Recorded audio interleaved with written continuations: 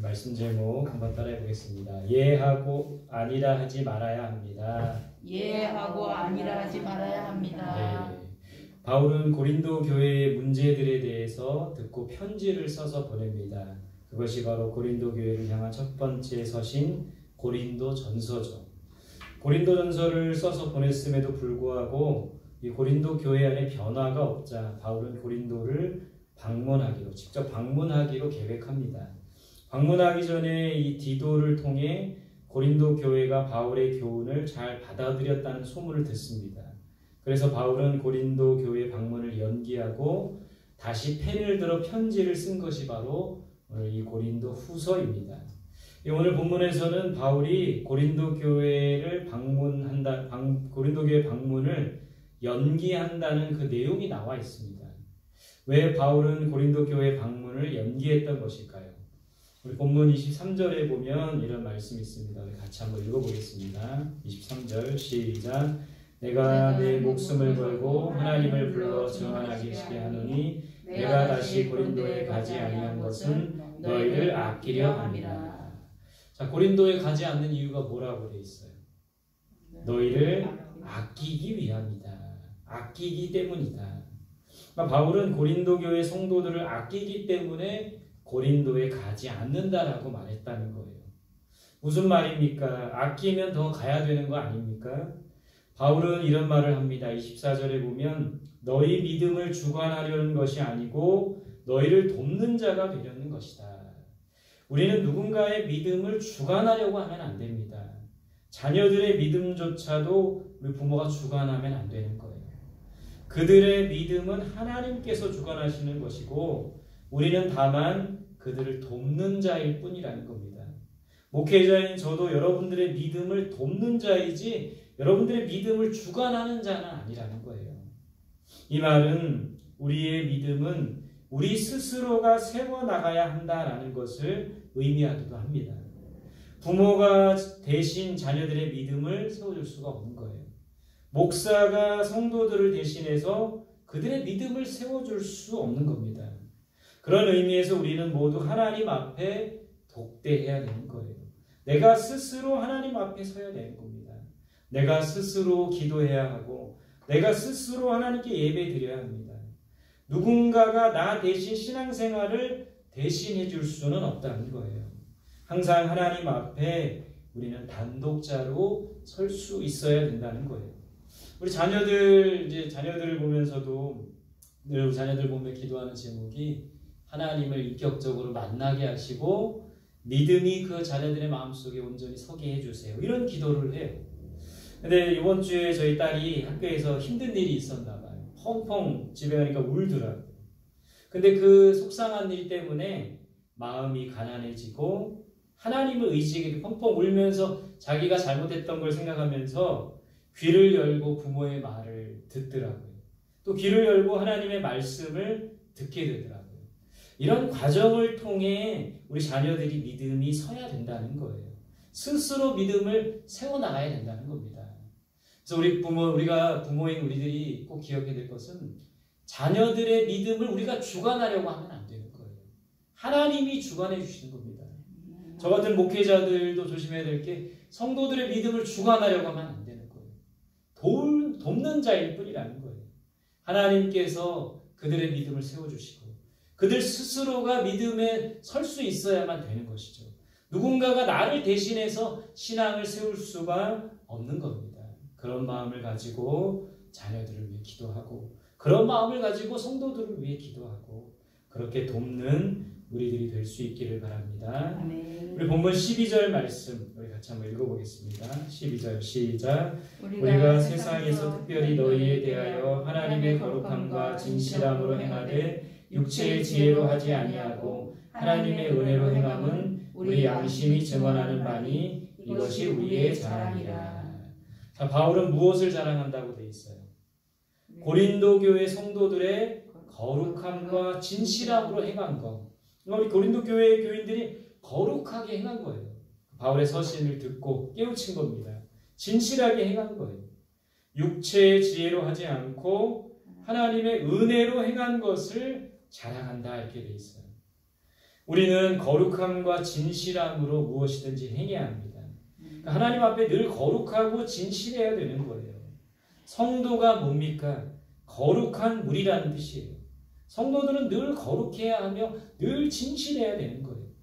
또 성도는 또한 육체의 지혜, 공동번역 성경에 보면 인간의 꾀라고 돼 있어요. 그러니까 성도는 인간의 꾀로, 인간의 어떤 권모 술수로 행하며 이 세상을 살아가는 것이 아니라 하나님의 은혜로 행하는 자가 되어야 됩니다. 가만히 보면 우리 교회 안에도 인간의 꾀로, 인간의 지혜로 행하는 사람들이 많이 있어요. 자기 머리, 자기 지혜로 행합니다. 우리 그리스도인들은 인간의 꾀로 모든 것을 행하는 것이 아니라 하나님의 은혜로 모든 것을 행하는 자가 되어야 돼요. 지난 주일에 예배드리면서 이 찬양 가사가 제 마음속에 큰 은혜가 되었어요. 어떤 가사냐면 나는 오늘 피었다 지는 이름 없는 꽃과 같네. 바다에 이는 파도 안개와 같지만 이름 없는 꽃과 같은 나인데 금방 없어지는 파도와 안개 같은 나인데 왜 우리가 그렇게 겸손하지 못했나. 여러분, 인간이 아무리 지혜롭다 할지라도 하나님의 지혜에 미치지 못하는 거예요. 인간이 아무리 강하다 할지라도 하나님의 약함에도 미치지 못하는 것이죠. 하나님 물론 약한 분은 아니시지만 새벽에 기도하면서 다시 한번 나를 돌아보게 되었습니다. 아무것도 아닌 나인데. 그래서 새벽에 기도하면서 어느 분이 그런 말을 해가지고 그 단어가 떠올랐어요. 무슨 단어냐면 무지랭이, 무지렁이. 무슨 말인지 아세요? 무지렁이 같은 나. 사전에 찾아보니까요, 아무것도 모르는 어리석은 사람을 무지렁이라고 하더라고요. 헐었거나 무지러져서 못 쓰게 되는 물건을 무지렁이라고 하더라고요. 우리가 그런 사람, 그런 존재 아닙니까? 아무것도 모르면서 잘난 체 하려고 하는 어리석은 나. 또 정말 헐고 무지러져서 못 쓰게 되는 물건 같은 우리들이지만 하나님께서 우리를 사용해 주시고 하나님께서 우리를 하나님의 자녀로 택해 주셨잖아요. 그러니까 무지렁이 같은 나, 이걸 묵상하니까 굉장히 은혜가 되더라고요. 그렇지. 이름 없는 꽃과 같고 바다에 있는 파도와 같고 안개와 같은 나이지만, 무지렁이 같은 나이지만 하나님이 우리를 세워주시지. 그러니까 우리는 그 하나님의 은혜로 행하는 자가 되어야 된다는 거예요. 인간의 꾀, 인간의 지혜를 버리고 하나님의 은혜로 모든 것을 행할 수 있어야 되는 겁니다. 하나님의 은혜가 아니면 한순간도 살 수 없는 우리들임을 깨달아야 돼요. 우리는 항상 하나님 앞에 거룩함과 진실함으로 행해야 합니다.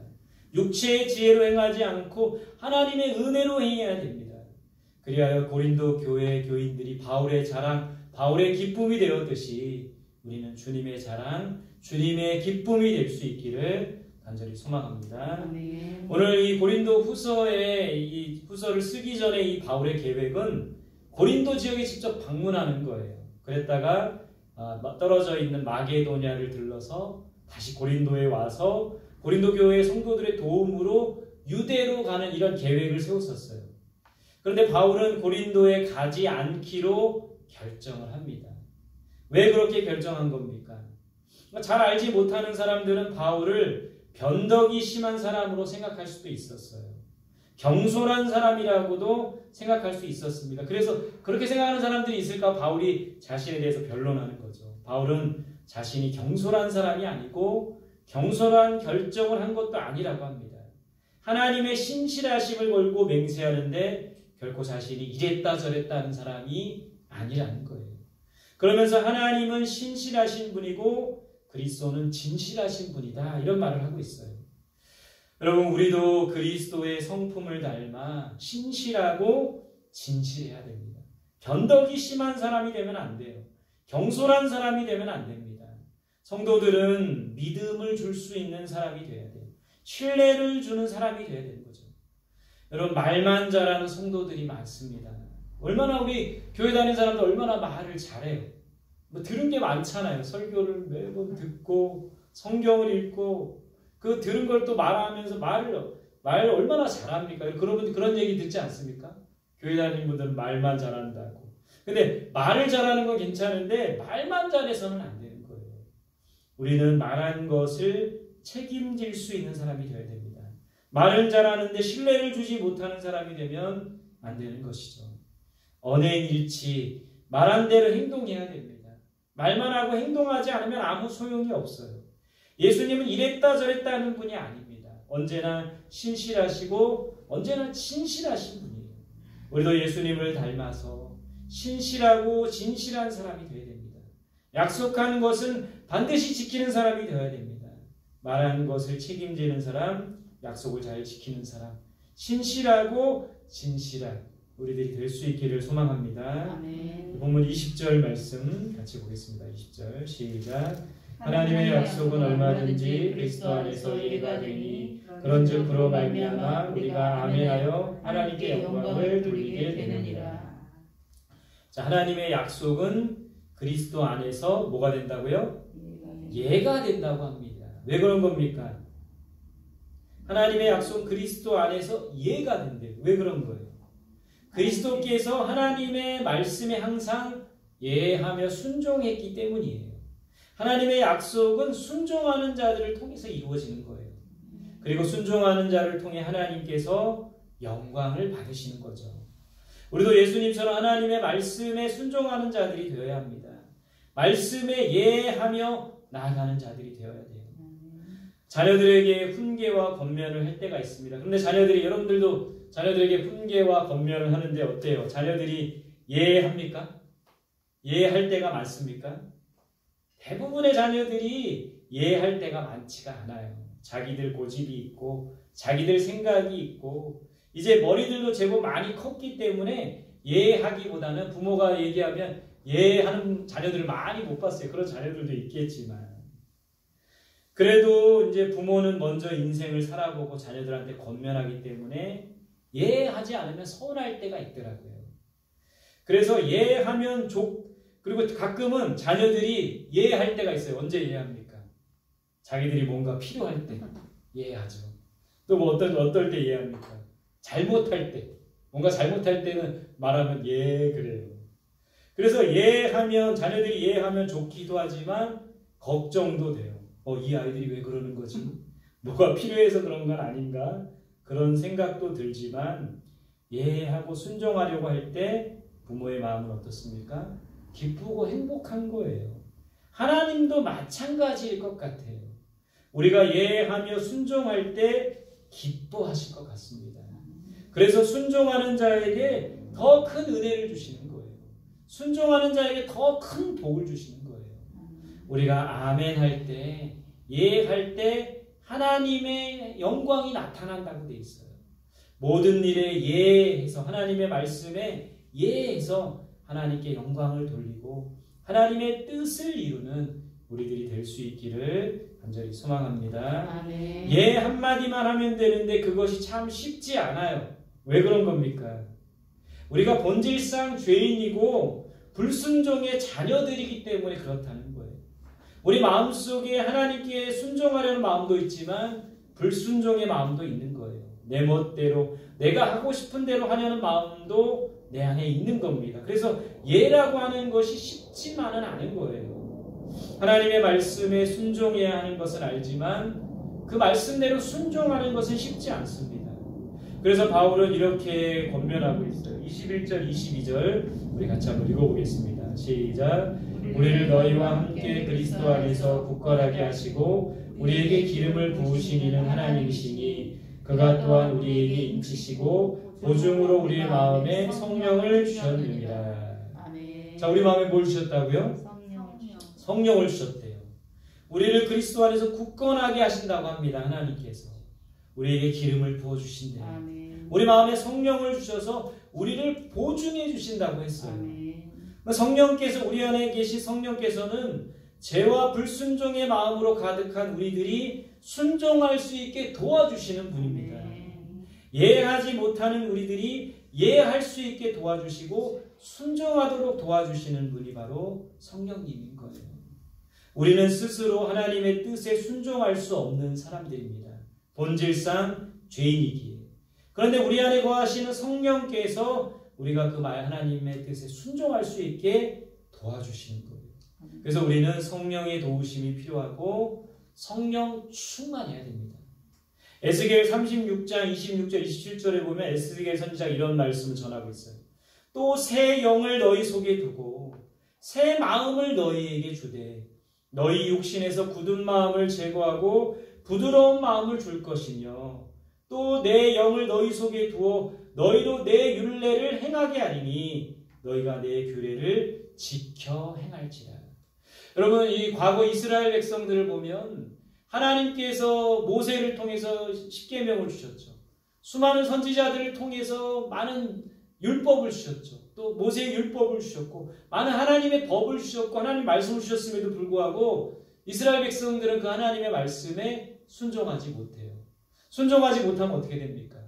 매를 맞아요.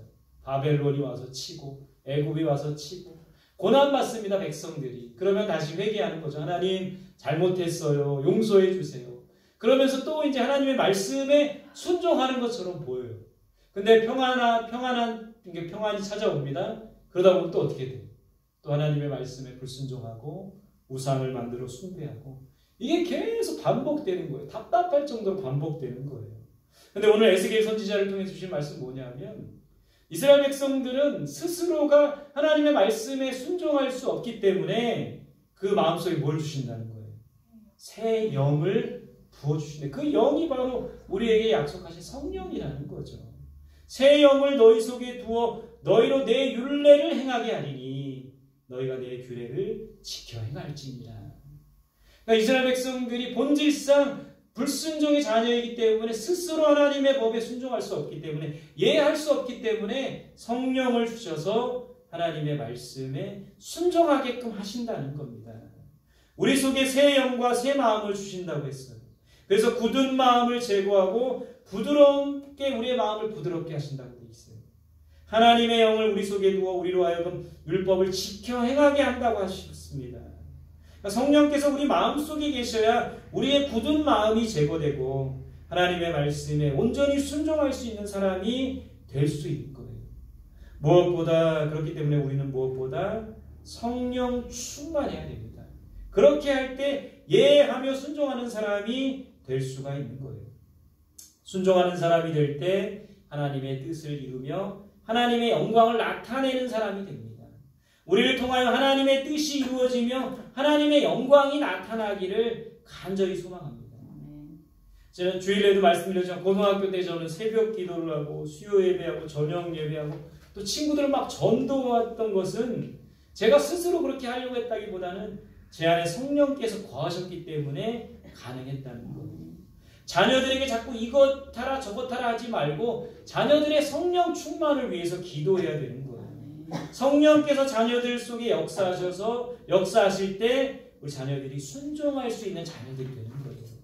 성령으로 충만하여 하나님의 예하며 순종할 수 있는 우리 모두가 될 수 있기를 간절히 소망합니다. 그리하여 하나님의 말씀에 예하고 순종하고 우리 그것을 통해서 하나님의 뜻이 이루어지고 하나님의 영광이 나타나는 그런 순종의 사람, 믿음의 사람 우리들이 될 수 있기를 간절히 소망합니다. 함께 주신 말씀 기억하며 우리 기도하겠습니다. 첫 번째는 다른 사람의 믿음을